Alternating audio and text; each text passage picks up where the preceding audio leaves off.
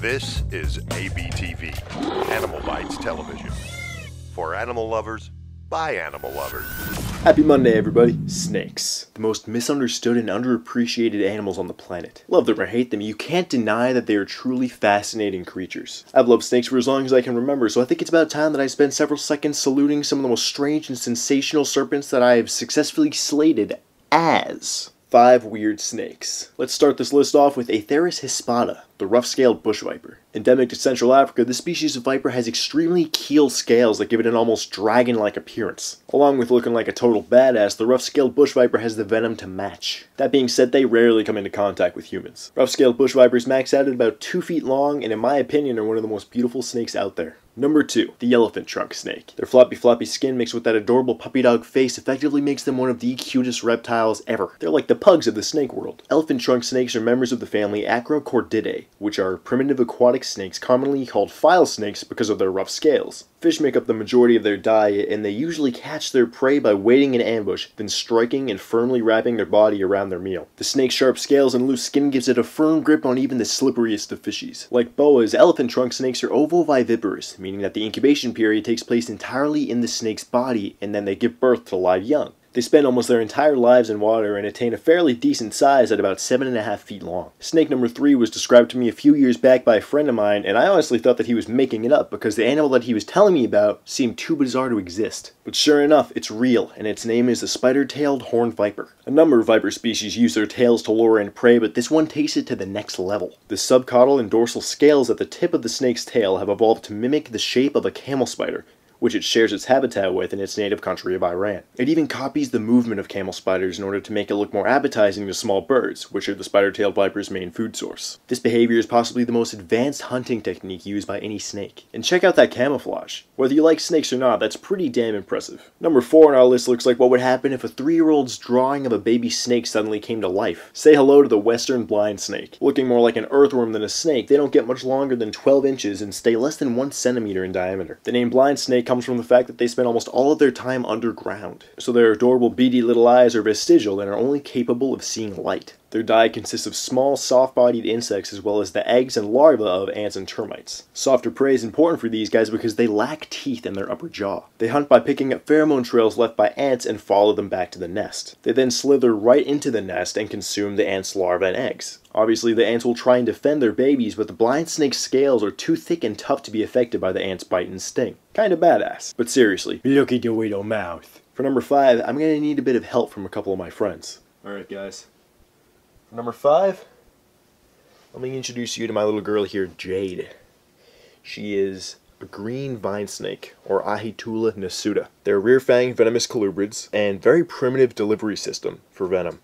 They actually have grooves in their teeth that carry the venom down like channels, and they have to chew the venom into their prey instead of just one swift injection like you'd see in a viper. That being said, their venom is very mild. If I were to get bit by her, I'd get some localized swelling, maybe a little bit of pain, and some nausea if it's really bad, and that would probably subside within 1 or 3 days. Their venom is just for taking down prey. Their prey consists of only lizards and tree frogs. They have monstrous appetites for such skinny little snakes. They can happily put away 4 or 5 anoles a week. Compare that to something like a python that can go months without food.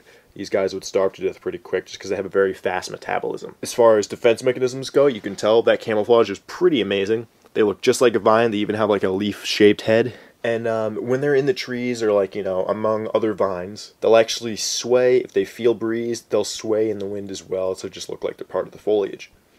Very sensitive animals, and I love that she's doing this. You see her head stays in one spot while her body is moving. And that is what she uses to hunt for prey. She's just showing that off right now because she sees a piece of the tripod, I think, on the camera that she wants to climb to, and she's focusing in on it. That's an evolutionary adaptation that's also found in owls, pigeons, a lot of other birds. And it's so when they see prey, or they see something they want to defend themselves from, they can lock in on the target while moving their body. Because think about it, if you're moving kind of fast, vision's going to be all blurry. You know, the world's moving around. You like turn your head really fast, everything gets blurry. This is how they cope with that. Since their eyes don't move, they're fixed in place because they're so big in their head. So their head can stay in one spot while their body moves. And I think that's one of the coolest things ever. I love these snakes. They're beautiful. You can't say that this is not a beautiful animal. This species is the second largest vine snake, reaching about maybe 4 feet, maybe 5 on some of the bigger specimens. The largest species of vine snake is Untitled Chapter, the Asian vine snake, which happens to be this girl's roommate, and I'll introduce you to him right now. He is a bit more temperamental than she is. His name's Groot. I call him Grumpy Groot, and you'll see why he deserves that nickname. He's probably going to give me a hard time when I'm trying to get him out. Put her back. Okay. There he is. Here's Groot, my grumpy boy. When they're threatened, they puff out a little bit. They puff out a little bit, and when they puff out, their green scales kind of spread apart and make way for that beautiful black and white checkered patterned skin. He's looking me dead in the eye. It's pretty cool, but also a little bit freaky. These guys are, like I said, a bigger species than Untitled Chapter. Untitled Chapter have a little more blunted heads, and they reach lengths of around 6 feet on average. He's got really big eyes, but he will not take his eyes off of me. And I did just get musked a little bit. Thank you. Actually, that's not musk. That's a little bit of snake crap I just got on my hands. Isn't that nice? Now, a trick usually with venomous snakes, or any snake when you're trying to get their attention away from you, is to wave your hand kind of around. This does not work on this species. They are too intelligent, and their vision is too good. They can tell that you're just kind of distracting them. He will not break eye contact with me right now while I'm doing this over here. And even if I'm getting this close, he knows that this arm is attached to my face.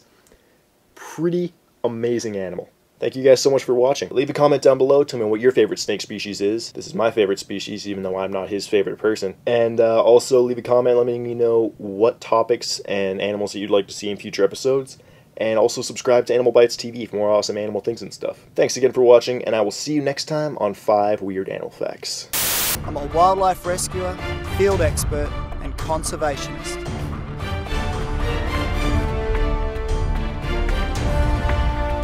Welcome to Corey's Wild World. This is ABTV,